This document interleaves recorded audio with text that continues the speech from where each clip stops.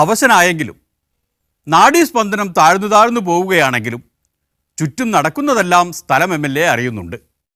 അതായത് ഇന്ന് മാധ്യമങ്ങളിൽ കണ്ടത് ജില്ലാ കലക്ടർ റിപ്പോർട്ട് കൊടുത്തു. അതിൻ്റെ ഒരു ഫൈനലായി സ്ഥലം നേരിട്ട് സന്ദർശിക്കാൻ റവന്യൂ വകുപ്പ് പ്രിൻസിപ്പൽ സെക്രട്ടറി വരുന്നു എന്നുള്ള വാർത്തയും കണ്ടു.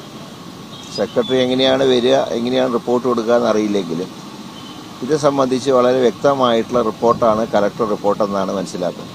അതായത് ഹോട്ടൽ ക്യാൻറ്റീൻ എന്നുള്ള പേരിൽ ഹോട്ടൽ നടത്തുകയും കുട്ടികളുടെ വിദ്യാഭ്യാസ സൗകര്യത്തിന് അനുവദിച്ച സ്ഥലത്ത്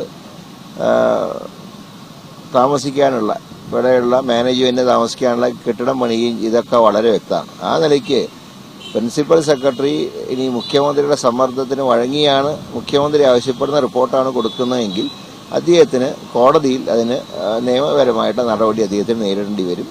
ഇക്കാര്യത്തിൽ ഇന്നലെ വളരെ വ്യക്തമായി തന്നെ KPC പ്രസിഡന്റ് ഇത് നിയമപരമായി ഗവൺമെൻറ് ഭാഗത്ത് നീതി കിട്ടിയില്ലെങ്കിൽ നിയമപരമായി പോരാടുമെന്ന് സൂചിപ്പിച്ചിട്ടുണ്ട്. അതുകൊണ്ട് ഇത് ഈ സ്ഥാപനത്തിനെ മാർക്സിസ്റ്റുവൽക്കരിക്കാനാണ് ഇപ്പോൾ നീക്കം നടക്കുന്നത്.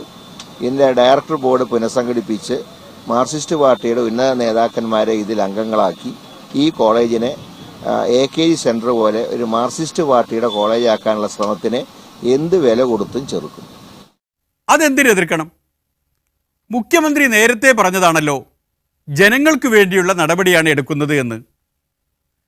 കമ്മ്യൂണിസ്റ്റ് മാർക്സിസ്റ്റ് പാർട്ടി എന്നാൽ ജനങ്ങളുടെ പാർട്ടിയാണ്.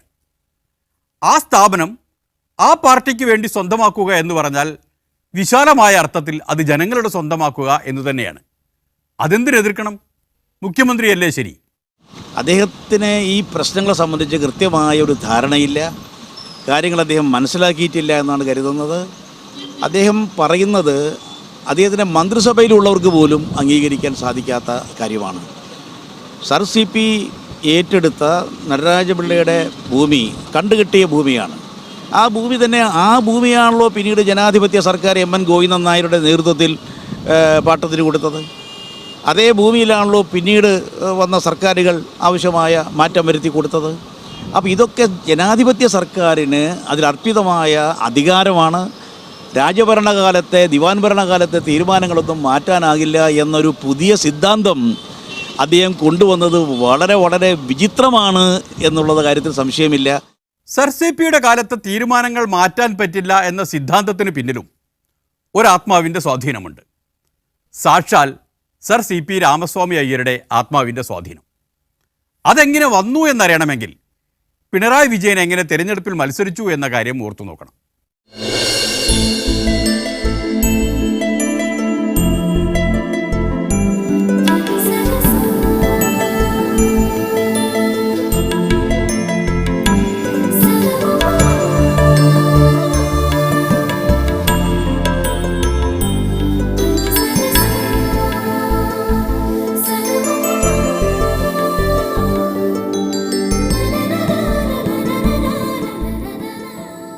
ഞങ്ങൾ പത്തനാപുരം ഗാന്ധി ഭവനിലെ പ്രവർത്തകരും അമ്മമാരുമാണ്. 1200-ലധികം അഗതികൾ വസിക്കുന്ന ഇന്ത്യയിലെ ഏറ്റവും വലിയ കൂട്ടുകുടുംബമാണ് പത്തനാപുരത്തെ ഗാന്ധി ഭവൻ. ഇവിടുത്തെ അമ്മമാർ കൈത്തൊഴിലുകൾ ചെയ്യുന്നുണ്ട്. പല വിധത്തിലുള്ള കൈകൊണ്ടുള്ള ഉൽപ്പന്നങ്ങൾ അവർ നിർമ്മിക്കുന്നുണ്ട്. അത് നിർമ്മിച്ച് അവിടെ വിൽക്കുന്നൊരു കേന്ദ്രമുണ്ട്. നിർമ്മിക്കുന്ന അമ്മമാർക്ക് അതിൻ്റെ ഒരു ചെറിയ അലവൻസ് ഞങ്ങൾ ബാങ്കിലിട്ട് സൂക്ഷിക്കുന്നുണ്ട്. പലതവണ ഗാന്ധി ഭവൻ സന്ദർശിക്കുവാൻ പിണറായി വിജയൻ സാറ് എത്തിയിട്ടുണ്ട്. കൈക്കുഞ്ഞു മുതൽ വയോധികർ വരെയുള്ള വലിയ കുടുംബത്തിൽ ഒരുപാട് സമയം അദ്ദേഹം അവിടെ ചെലവിട്ടിട്ടുണ്ട്. ഇപ്പോൾ ഈ തെരഞ്ഞെടുപ്പ് പ്രഖ്യാപിച്ചപ്പോൾ ഗാന്ധി ഭവൻ കുടുംബം ആഗ്രഹിക്കുന്നത് നമ്മുടെ കേരളത്തിൽ അഴിമതി തൊട്ടു തീണ്ടാത്ത ഒരു ഭരണം.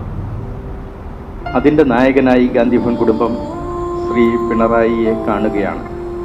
അമ്മമാരെല്ലാം കൂടി ഒരു തീരുമാനമെടുത്ത്, അമ്മമാർ മാത്രമല്ല, അവിടെ ജനാധിപത്യ രീതിയാണ്. ഒരു പഞ്ചായത്തുണ്ട് ഗാന്ധി ഭവനിനുള്ളിൽ തന്നെ, സ്നേഹഗ്രാമം പഞ്ചായത്ത്.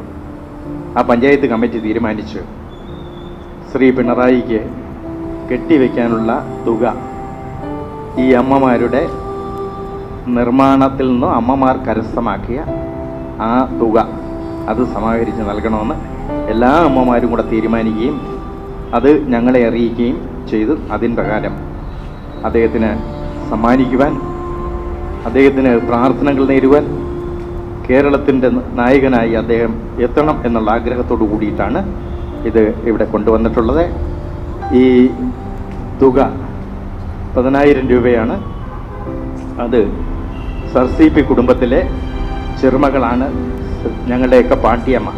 നമ്മുടെ നായകന്, നമ്മുടെ അഴിമതിരഹിത കേരളത്തിൻ്റെ നായകനെ അമ്മ തന്നെ ഇതിവിടെ സമ്മാനിക്കുന്നു.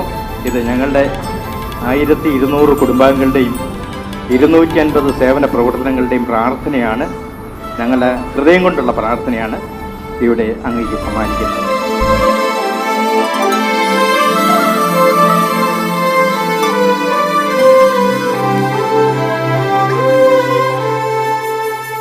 സർ CPയുടെ കൊച്ചുമകളാണ് പിണറായിക്ക് തെരഞ്ഞെടുപ്പിൽ കെട്ടിവെക്കാനുള്ള കാശ് കൊടുത്തത്.